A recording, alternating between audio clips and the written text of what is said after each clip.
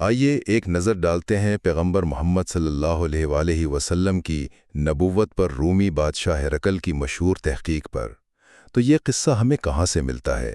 یہ صحیح بخاری کی ایک مشہور حدیث ہے، یعنی اسلامی تاریخ کے سب سے مستند ذرائع میں سے ایک۔ اس میں ہوتا یہ ہے کہ اس وقت کا ایک سپر پاور رومی بادشاہ ہرقل پیغمبر کے ایک سب سے بڑے مخالف ابو سفیان سے کچھ سوال کرتا ہے، اور مقصد خود سچائی کا پتہ لگانا۔ تو اس زبردست واقعے سے ہم کیا تین اہم باتیں سیکھ سکتے ہیں؟ سب سے پہلی بات، ہرقل کا طریقہ۔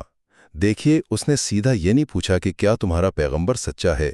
نہیں، بلکہ اس نے ایک جاسوس کی طرح سوالات کیے، ان کے خاندان کے بارے میں، ان کے کردار کے بارے میں اور ان کے ماننے والوں کے بارے میں۔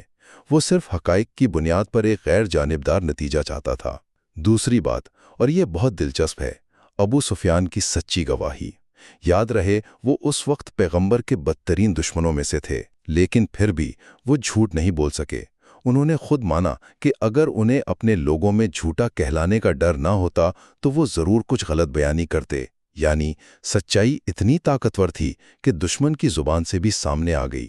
اور آخر میں ہرقل کا نتیجہ۔